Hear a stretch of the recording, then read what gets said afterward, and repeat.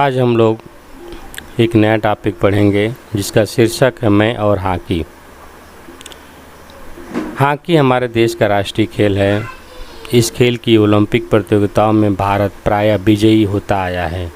अंतर्राष्ट्रीय प्रतिष्ठा प्राप्त हॉकी खिलाड़ी कुंवर दिग्विजय सिंह, जिन्हें बापू बोलते थे, बापू ने हेलसिंकी फिनलैंड में हुए हॉकी मैच का संस्मरणात्मक परिचय दिया है। बहुत से लोगों का ऐसा विचार है कि खेलकूद में समय नष्ट होता है और स्वास्थ्य के लिए व्यायाम कर लिया जाए, यही काफ़ी है, पर यह ठीक नहीं। खेल कूद से स्वास्थ्य तो बनता ही है, साथ साथ मनुष्य कुछ ऐसे गुण भी सीखता है जिनका जीवन में विशेष महत्व होता है और जो व्यायाम से नहीं प्राप्त हो सकते, जैसे घमंड न करना, हारने में साहस न छोड़ना, दूसरे से चोट लग जाए तो उसे सहन कर लेना, विशेष ध्येय के लिए नियम पूर्वक कार्य करना आदि। लोग सफलता न पाने पर साहस छोड़ बैठते हैं और दोबारा प्रयास नहीं करते, परंतु खिलाड़ी ऐसा नहीं करता। हार के बाद भी वह प्रयास करता रहता है कि हारी बाजी जीत लेता है। दृढ़ संकल्प द्वारा अपने देश की सेवा का मेरा स्वप्न उस दिन पूरा हुआ जिस दिन मैं हेलसिंकी फिनलैंड के मैदान में अपनी हॉकी टीम को अंतर्राष्ट्रीय ओलंपिक में जिता सका। उस दिन के जनगण मन का मधुर वादन आज कई वर्ष के पश्चात भी मेरे कानों में गूंज रहा है। यूँ तो खेल मेरे संग सारे कुटुंब को प्रिय हैं, परंतु यह कहना भी आवश्यक है कि मेरे पिता स्वर्गीय राय बहादुर रघुनाथ सिंह खेल में विशेष रुचि रखते थे। मेरे पास बहुत सी तस्वीरों के साथ एक तस्वीर 2.5 साल की उम्र की है जिसमें मैं हॉकी और बॉल लिए बैठा हूँ। मेरे खेल का प्रारंभ बाराबंकी में हुआ।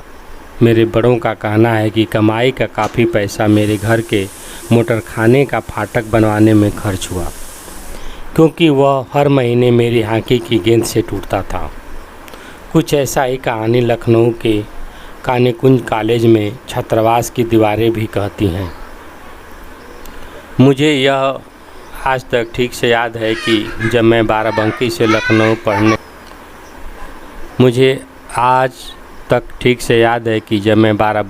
लखनऊ पढ़ने आया तो मेरे सामान में सबसे अधिक हॉकी स्टिक की महत्ता थी। अपने कॉलेज की टीम में खेलने का मुझे उसी साल सौभाग्य प्राप्त हुआ। सन 1936 में मैं दिल्ली के एक टूर्नामेंट में खेलने गया जिसमें देश के सुप्रसिद्ध खिलाड़ी मोहम्मद हुसैन फुल बैक खेल रहे थे। उस दिन खेल पर मुझे एक सुंदर उपहार मिला। मेरा साहस और प्रयास बढ़ता गया। मेरी सदैव इच्छा होती कि किस प्रकार खेलूं कि जिससे कि इस खेल के सबसे उच्च स्तर पर पहुंच जाऊं। सन 1936 से 40 में मुझको अपने प्रदेश की ओर से खेलने का सौभाग्य प्राप्त हुआ। 1946 से 47 में मुझको पहली बार भारत की टीम की ओर से खेलने का अवसर मिला। सन 1946 से 47 में मुझको पहली बार भारत की टीम की ओर से खेलने का अवसर मिला। उस समय पाकिस्तान और भारतवर्ष का विभाजन नहीं हुआ था। सन 1947 में सुप्रसिद्ध खिलाड़ी ध्यानचंद के नेतृत्व में मैं ईस्ट अफ्रीका गया और वहां स्थान स्थान पर कई मैच खेले और उनसे खेल के विषय में बहुत कुछ सीखा। द्वितीय विश्व युद्ध के पश्चात 1948 में मुझे लंदन में वर्ल्ड ओलंपिक में खेलने का सौभाग्य प्राप्त हुआ।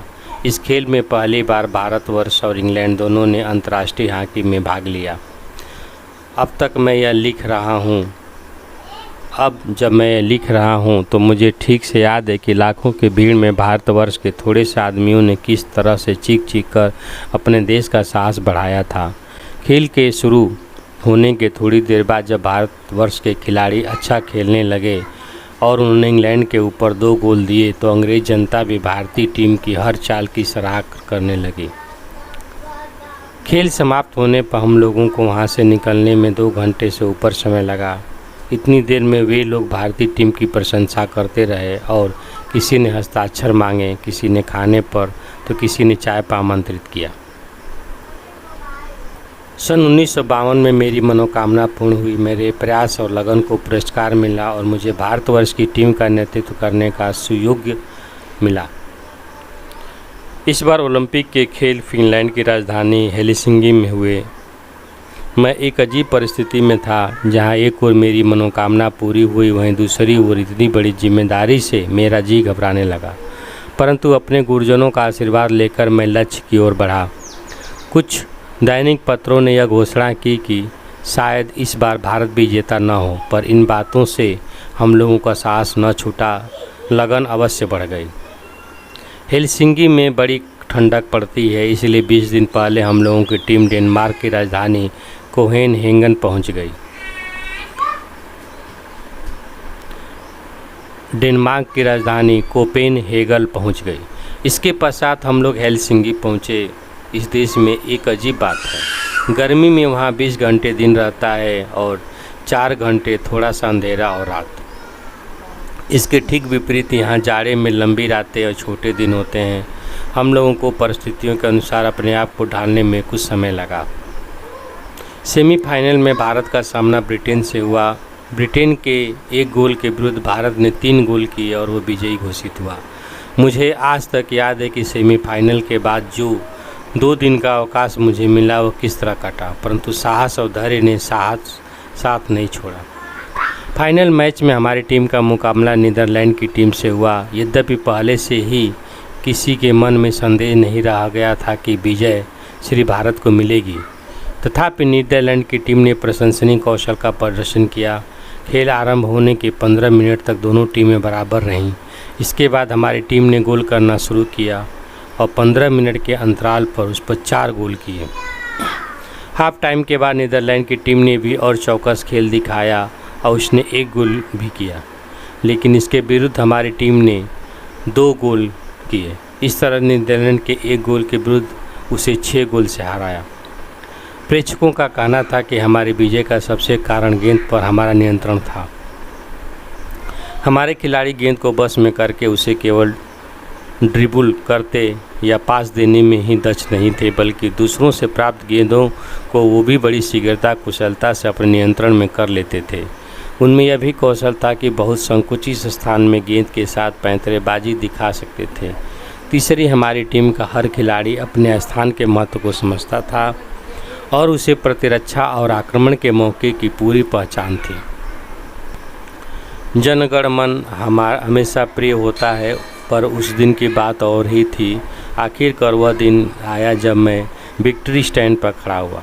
मैंने अपने भाग्य को सराहा कि हॉकी में मैं विश्व विजयी होने के भारत के गौरव की मैं रक्षा कर सका।